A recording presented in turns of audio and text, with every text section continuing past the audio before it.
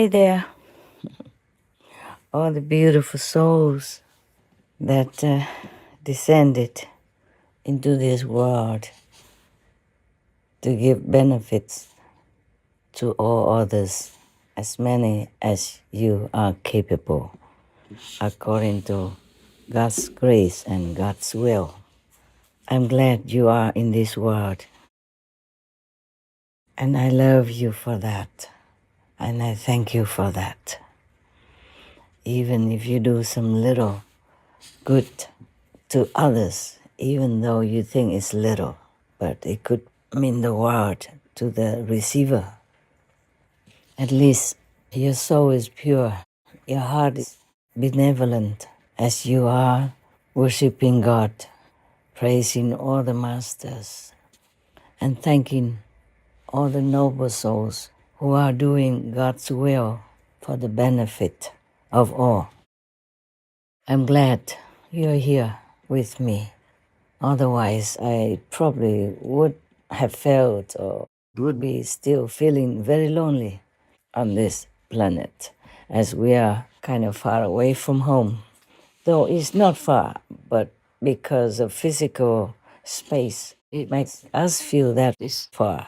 But as long as we meditate inside, we can always contact home or make a brief visit to some nearby neighborhood of our heavenly home. I want to ask you, please also help me to thank Maha가섭, because I don't think I thanked him enough. And I want to tell you his story so that some of you who don't know who he is would feel honored to know him. You see, Maha가섭 was one of the foremost disciples of the Buddha when the world honored one was still alive, and he was named the ascetic number one. Buddha had 10 foremost disciples, and some of them had the title, like Maha가섭 is ascetic number one. Maudalagayana is like magical power number one. And the great Anand is good memory number one. Yes. There are more. Sariputra is the wisest, for example.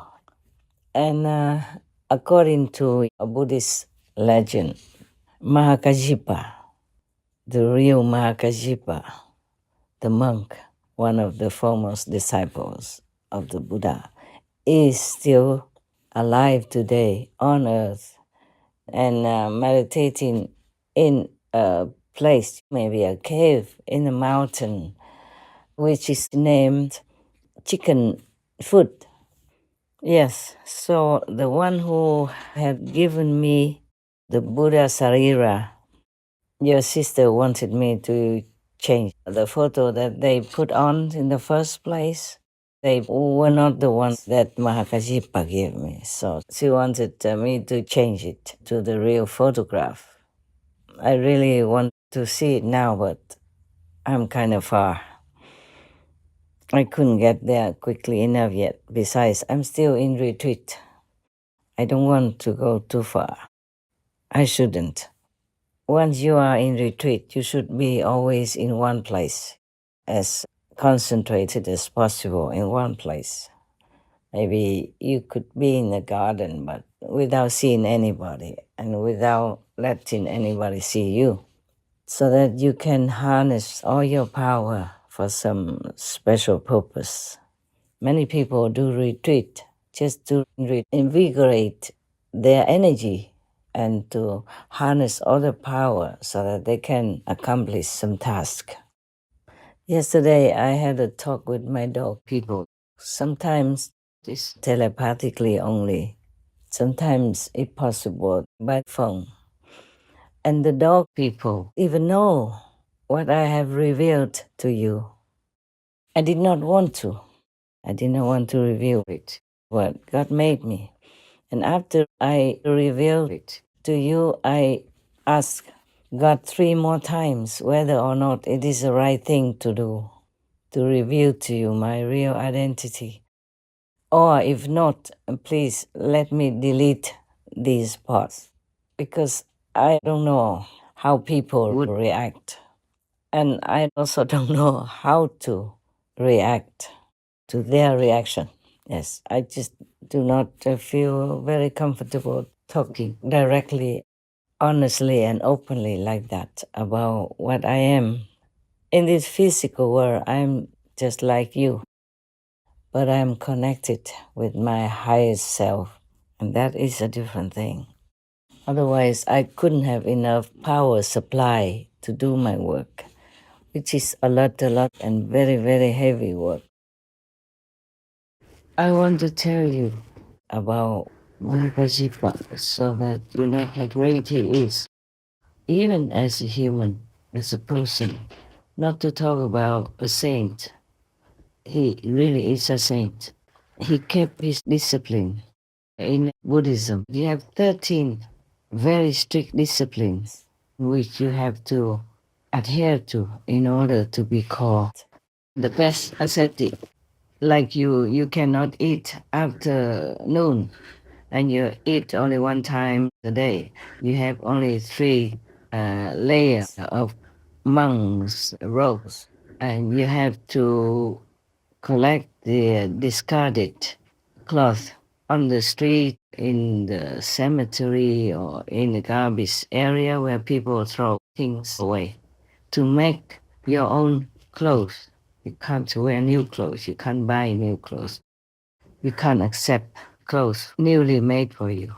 You do it yourself. You pick up clothes everywhere, wherever you can, and sew them together, one piece at a time, to make into good warm clothing to cover yourself with dignity. That's all you can have. And you have a baking bowl for going for alms, yeah? And take care of yourself once a day. And nowadays, still there are Hinayana monks who do the same or similar, but then they eat anything at all. They don't restrict themselves to veganism, which is a compassionate diet. Because in the beginning, some people just came and were not used to the vegan diet, so the Buddha allowed them 3 kinds of permissible animal people meat, like those animal people from whose flesh you're eating, you don't hear their cry when they die. Or an animal person that you know is not because of you that she is being killed. Or the animal people who die naturally or by accident or old age, somewhere in the forest or on the street. Then you can eat them. But later on, the Buddha said, you should not eat that anymore. And he emphasized that whoever eats animal people meat is not his disciple. And whoever eats meat, he is not that person's teacher as well. At that time, Arya, or sage Mahamati, or great wisdom Bodhisattva Mahasattva, said to the Buddha, Bhagavan, or world-honored one, I see that in all worlds the wandering in births and deaths, the enlaced animosities, and the falling into evil paths are all caused by meat-eating and cyclical killing. Those behaviors increase greed and anger, and make living beings unable to escape from suffering. That is truly very painful. Mahamati, having heard my words, if any of my disciples does not honestly consider that, and still eats meat, we should know that he is of the Candela, or killer's lineage. He is not my disciple, and I am not his teacher. Therefore, Mahamati, if anyone wishes to be my relative, he should not eat any meat. The Lankavatara Sutra, Tripitaka, number 671. And the Buddha was strictly vegan. Yeah, you can see some of the excerpts that I have expounded to you some years ago about that Buddha was a vegan, because he named Silk, Tao, milk, eggs, leather boots, or anything to do with animal people, you should not use because it causes suffering anyway. Bodhisattvas and pure monks walking on country paths will not even tread on living grasses, much less uproot them. How then can it be compassionate to gorge on other beings' blood and flesh? Monks who will not wear silks from the East, whether coarse or fine, who will not wear shoes or boots of leather, nor furs, nor birds down from our own country, and who will not consume milk, curds, or ghee, have truly freed themselves from the world. When they have paid their debts from previous lives, they will roam no longer through the three realms. Why? To wear parts of a being's body is to involve one's karma with that being, just as people have become bound to this earth by eating vegetables and grains. I can affirm that a person who neither eats the flesh of other beings, nor wears any part of the bodies of other beings, nor even thinks of eating or wearing these things, is a person who will gain liberation. What I have said is what Buddhas teach. Mara, the evil one, teaches otherwise. The Surangama Sutra. Even if that animal person is not killed because of you, if you eat it, then people will have to kill another animal person to sell to other people who want to buy, because you have eaten that portion of animal people. So there's one person missing, one chicken person missing. So if somebody wants to buy, they have to kill another chicken person to sell to you, or to them. The Buddha taught compassion in all of the scriptures that he preached during his lifetime, which was many decades. So if a monk is supposed to follow the Buddha, he should adhere to compassion. That is normal. You do what your teachers do. Besides, it is should not do things. You should not kill others to sustain your life. Just like you wouldn't want to be killed to sustain other beings' life. You wouldn't be willing to be killed so that a tiger can be filled, huh? No. So similarly, a chicken, a cow, a pig, a goat person would not want to be killed to sustain your life, to fill your stomach.